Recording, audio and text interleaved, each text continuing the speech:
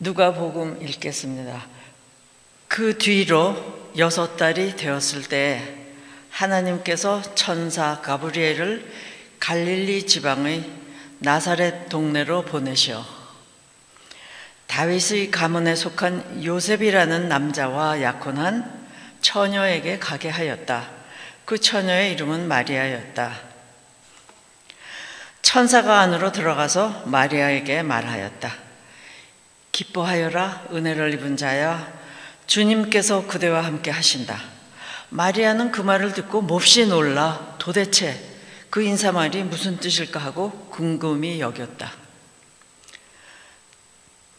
천사가 마리아에게 말하였다. 두려워하지 말라, 마리아야. 그대는 하나님의 은혜를 입었다. 보아라, 그대가 잉태하여 아들을 낳을 터이니 그의 이름을 예수라고 하여라. 그는 위대하게 되고 더없이 높으신 분의 아들이라 불릴 것이다. 주 하나님께서 그에게 그의 조상 다윗의 왕위를 주실 것이다.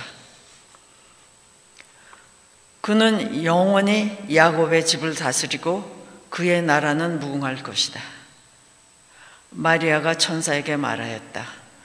나는 남자를 알지 못하는데 어떻게 이런 일이 있겠습니까? 천사가 마리아에게 대답하였다. 성령이 그대에게 임하시고 더없이 높으신 분의 능력이 그대를 감싸줄 것이다. 그러므로 태어날 아기는 거룩한 분이요 하나님의 아들이라 불릴 것이다. 보아라, 그대의 친척 엘리사벳도 늙어서 임신하였다. 임신하지 못하는 여자라 불리던 그가 임신한 지 벌써 6달이 되었다. 하나님께는 불가능한 일이 없다. 마리아가 말하였다. 보십시오, 나는 주님의 여종입니다. 당신의 말씀대로 나에게 이루어지기를 바랍니다. 천사는 마리아에게서 떠나갔다.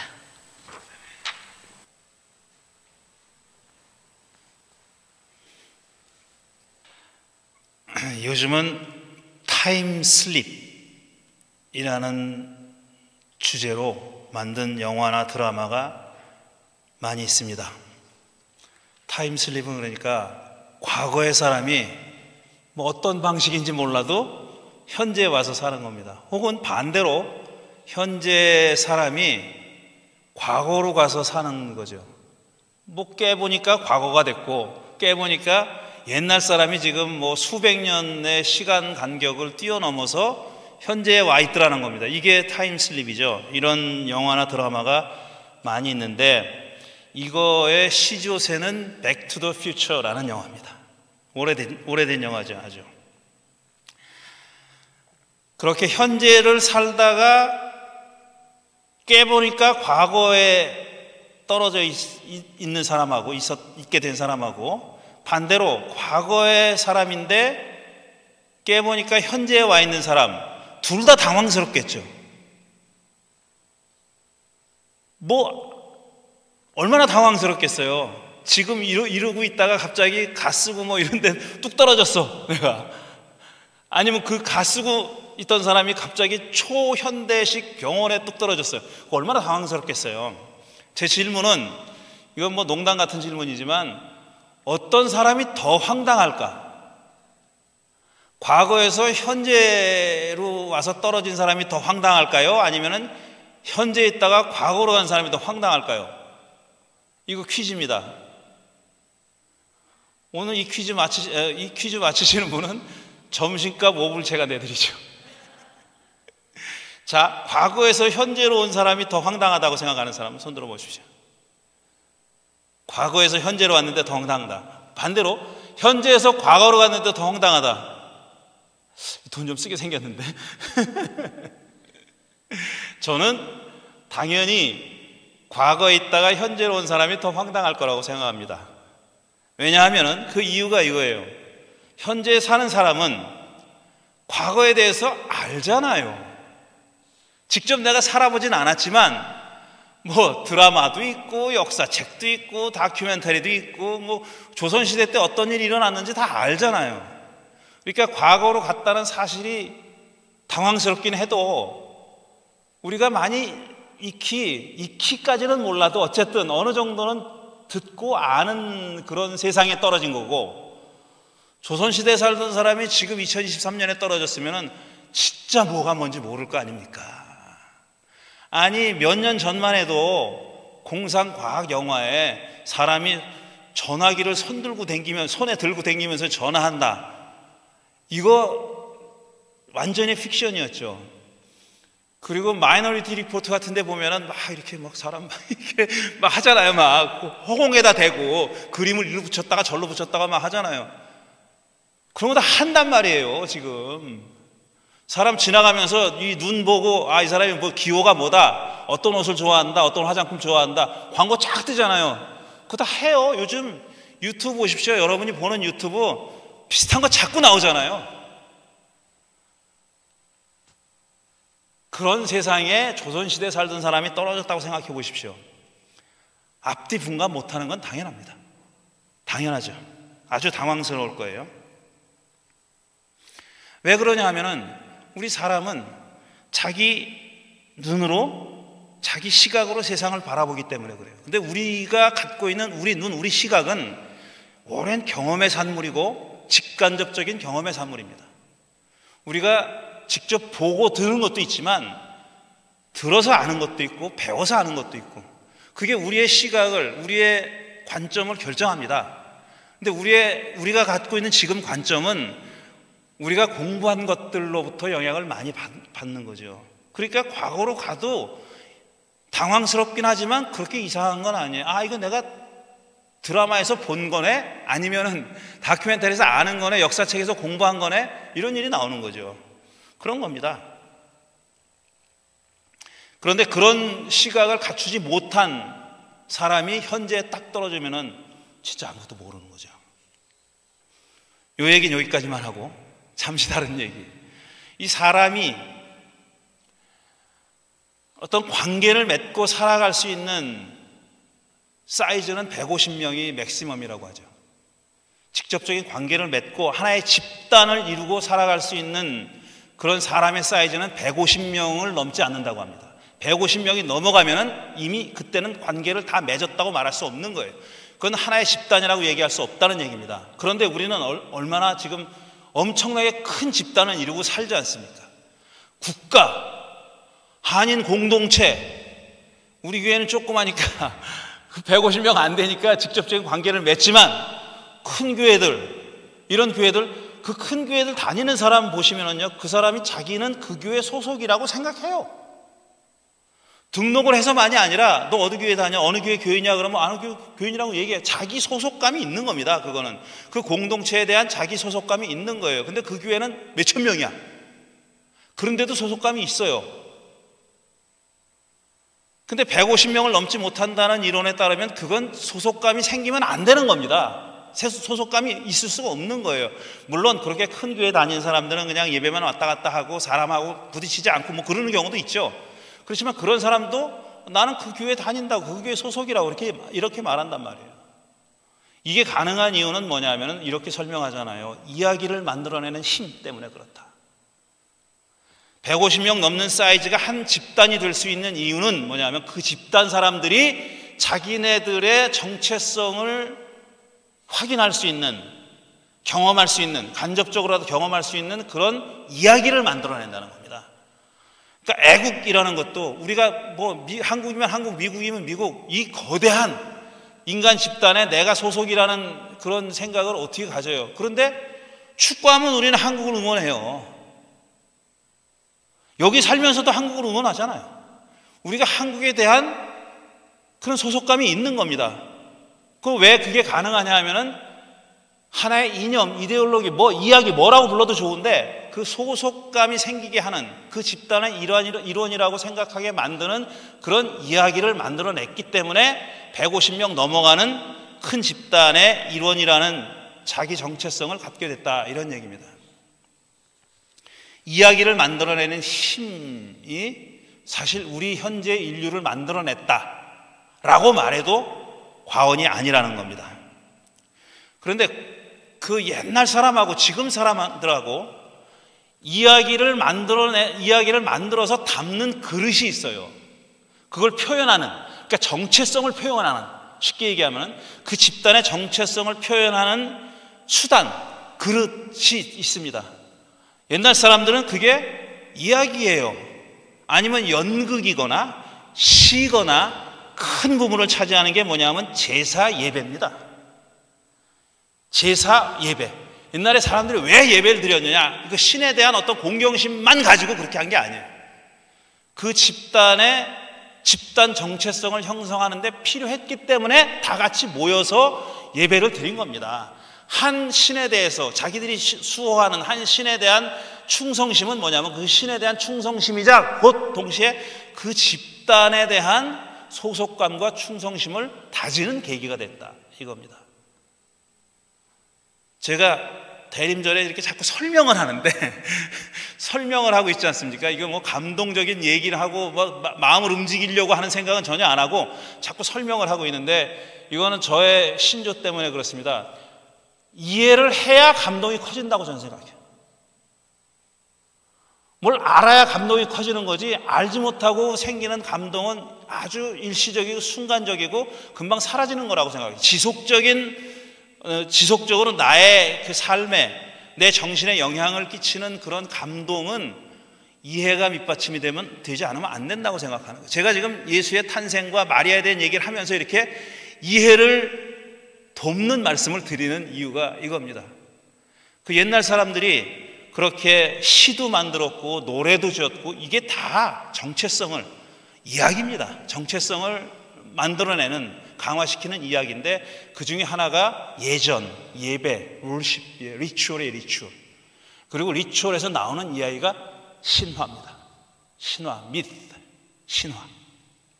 그 신화에다가 옛날 사람들은 물론 신에 대한 얘기인데 사실 자기들에 대한 얘기죠. 인간에 대한 얘기예요. 그래서 구체적으로 인간의 뭐에 대한 얘기냐면은 목적이 뭐냐면은 우리가 하나다 라는 것을 확인하고 공고히 하려고 만들어낸 이야기들입니다. 그게 어떤 객관적인 현실도 이야기로 만들어지지 않으면 힘을 발휘하지 못해요. 어떤 사건이 일어났잖아요. 거기에 대한 서사를 만들어내야 됩니다.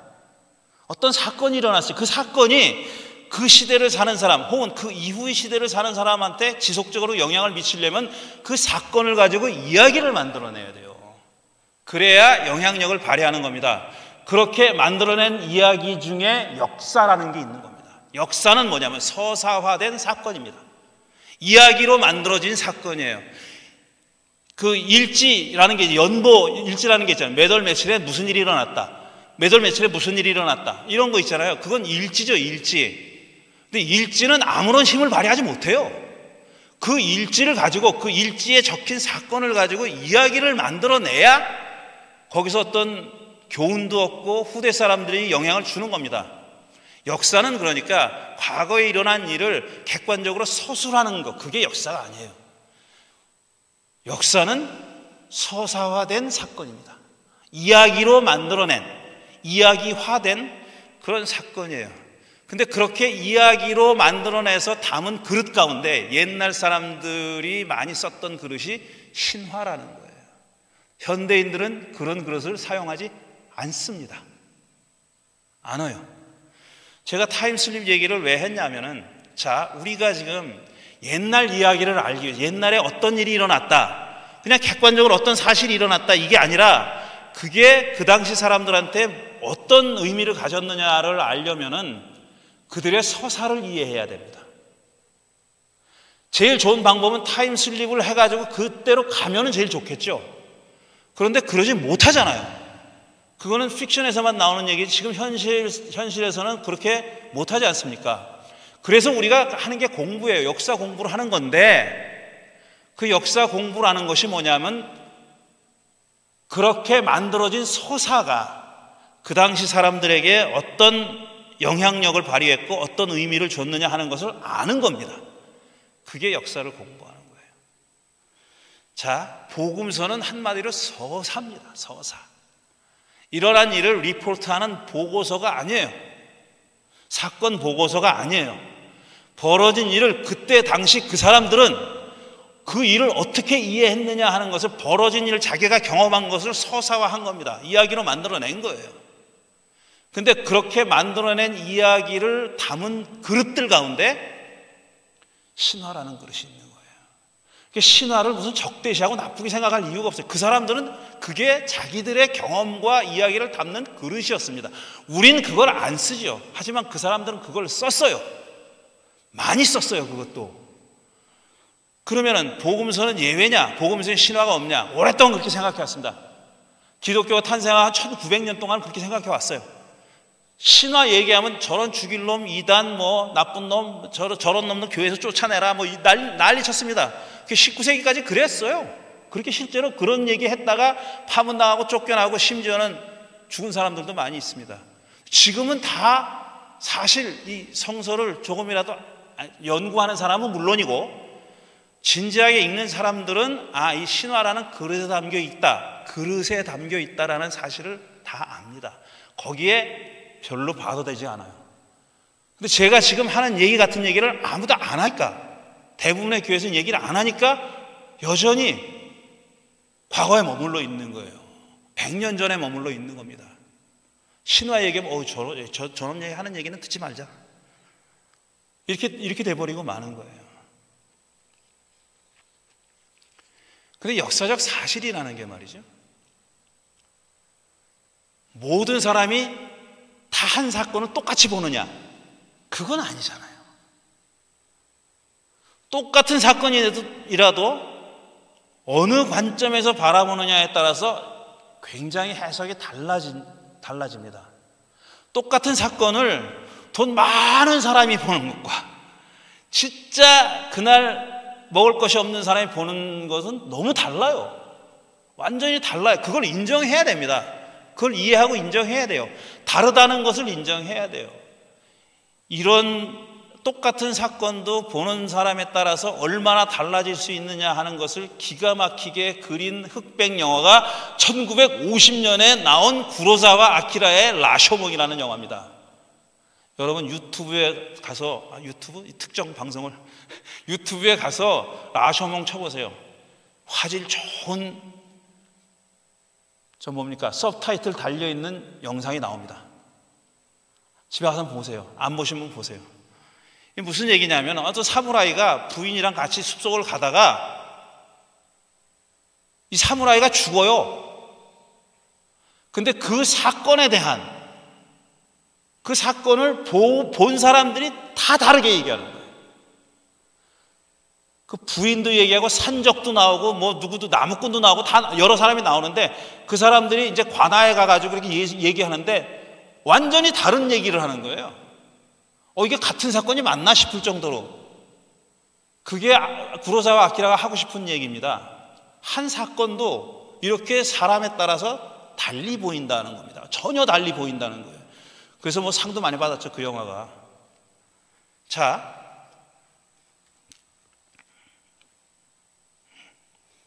뛰어넘겠습니다. 다음 주에 계속 할 거니까.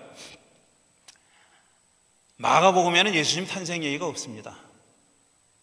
세례자 요한으로 바로 나와요. 마리아 요셉이 어떻게 낳고 뭐 이런 얘기 없습니다. 요한복음은 더해요.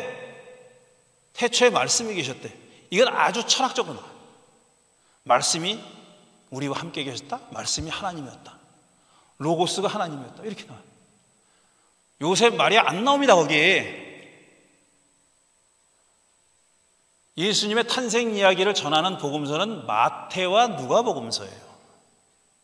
근데 이 마태와 누가복음서의 탄생 이야기를 이렇게 옆에 텍스트를 두 개 같이 놓고 읽어보잖아요. 다른 양반이 탄생했구만. 이렇게 볼 수밖에 없어요. 또 한 사람에 대한 얘기가 아니에요. 이거는 완전히 달라요. 태어났다는 동네도 달라, 태어난 방식도 달라, 먼저 와서 경배했다는 사람도 달라, 다 달라요. 이거 어쩌라고 그러면은. 왜 이렇게 다르냐? 지금 말씀드린 대로 그 마태복음을 만들어낸 공동체와 누가복음을 만들어낸 공동체는 서로 다른 시각에서 예수님의 탄생 이야기를 적은 거예요. 그리고 마가와 요한은 왜 없냐? 마가와 요한은 그게 필요 없다고 생각한 겁니다. 예수의 탄생 이야기가 필요 없다고 생각했고, 마태와 누가는 그게 필요하다고 생각해서 만들어낸 이야기입니다. 쉽게 얘기하면 서사화된 이야기, 자기들이 어떤 경험을 했는지 모르겠는데 그 경험을 가지고 이야기를 만들어냈는데 전혀 다른 얘기를 만들어낸 거예요. 마태복음에는 동방박사가 나오는데 누가복음 동방박사 안 나옵니다. 누가복음에는 목자가 나오는데 마태복음 목자가 안 나와요. 헤롯이 뭐 죽이려고 했다 그런 얘기 누가복음에 안 나옵니다. 완전히 다른 얘기예요. 이거 어쩔 거냐고. 이걸 이해하지 않고 감동을 받는다는 게 저는 이상한 거예요. 어떻게 이렇게 다른데 쉽게 감동이 오나? 이걸 이해해야 감동이 오죠. 이해해야. 그래서 탄생 이야기를 우리가 읽는 방법은 뭐냐면은 왜 이 사람들은 이렇게 전했을까 하는 겁니다. 그게 일어났느냐 안 일어났느냐, 그걸 쓴 사람들도 크게 관심이 없어요. 왜? 그걸 입증할 필요가 없어. 자기들이 다 겪고 자기들 하고 30년을 같이 살다 돌아가신 양반 얘기니까 그게 진짜 그분이 실제 했느냐 안 했느냐 이런 거는 질문의 주제가 아니에요. 그 양반이 우리한테 어떤 분이었냐 하는 걸 말하고 싶은 거예요. 근데 그 얘기를 탄생 때부터 하고 싶은 겁니다. 탄생 이야기에서부터 우리는 이분을 이렇게 이해하고 있다, 이렇게 알고 믿었다 라고 말하고 싶은 거예요. 마가는 제일 처음에 쓰여진 복음서인 마가는 그럴 필요를 못 느꼈습니다. 요한은 이 모든 걸 다 알고 있으면서 어떤 현실적이 아니라 철학적으로 말하고 싶었던 거예요. 그래서 완전히 다른 네 개의 복음서가 서로 다른 네 개의 탄생 이야기를 하고 있는 거죠. 요 얘기만 하고 마치겠습니다. 오늘 탄생 직전의 이야기만 하겠는데요. 탄생 이야기는 다음 주에 이제 마리아가 계속 나오고 예수의 탄생이 나오니까 세례자 요한의 탄생 이야기와 예수의 탄생, 나사렛 예수의 탄생 이야기는 다 얽혀 있습니다. 연결되어 있어요. 바로 병렬되어 있어요. 바로 이어져서 나옵니다. 그런데 이 두 탄생 이야기에 공통점이 있고 차이점이 있어요. 요한과 예수의 탄생 이야기에 공통점이 있고 또 차이점이 있는데, 공통점은 뭐냐면은 천사 가브리엘이 나타나서 아기가 태어날 거라고 예고합니다. 요한도 그랬고 예수도 그랬어요. 둘 다 가브리엘이 나타나가지고 예고합니다. 너희가 아이를 낳을 것이다, 산의 아이를 낳을 것이다, 이렇게 예고합니다. 그게 첫 번째 공통점이고, 두 번째 공통점은 뭐냐면은 둘 다 아기를 낳기 어려운 상황에 처해 있던 어머니에게서 낳습니다.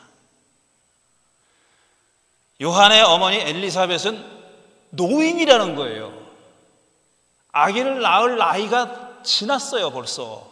근데 이 집에는 아이가 없어요. 사가랴는 제사장입니다. 제사장이고 엘리사벳은 제사장의 부인인데 아이가 없어요.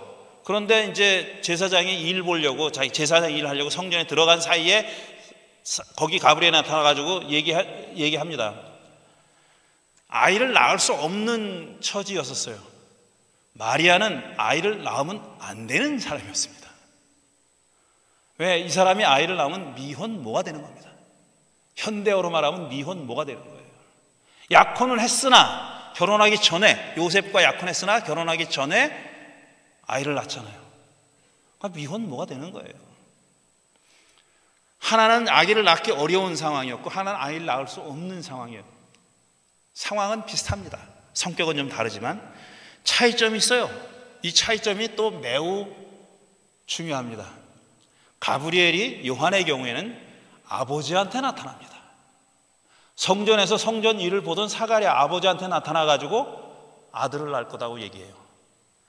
예수는 엄마한테 나타납니다. 요셉은 없어요.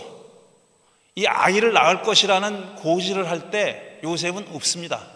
나중에 임신한 걸 알고 슬그머니 파혼하려고 했다가 나중에 나타나가지고 마리아 데려오는 걸 두려워하지 말라 그랬죠. 나중 일입니다. 처음에 아이가 태어나리라는 예고는 마리아가 받아요. 요한은 아버지가 받고 예수는 어머니가 받습니다. 그 다음에 또 이 두 사람의 반응이 다릅니다. 사가랴는 안 믿습니다. 아이고, 내가 늙었는데, 내 와이프도 늙었는데 무슨 아들이요? 안 믿어요. 마치 아브라함의 부인 사라가 그랬듯이 안 믿습니다. 그러니까 너 아이 낳을 때까지 그럼 벙어리로 살아, 이렇게 되죠. 그래서 사가랴는 요한이 태어날 때까지 말을 못합니다. 그런데 예수의 어머니 마리아는 어떻게 했습니까? 처음에는 어떻게 이런 일이 저에게, 오늘 읽은 얘기, 어떻게 이런 일이 저에게 일어납니까? 이랬다가 설명을 합니다. 천사가 가브리엘 설명을 하니까 받아들입니다. 주님의 뜻이 이루어지길 바랍니다. 그대로 나에게 이루어지길 바랍니다. 이건 사가랴의 태도랑은 완전히 정반대되는 태도죠. 왜 이렇게 썼을까? 왜 이렇게 썼을까? 그리고 예수 탄생의 의미랑 세례자 요한의 탄생의 의미랑 왜 이렇게 다르게 봤을까? 이거 알고 싶지 않습니까?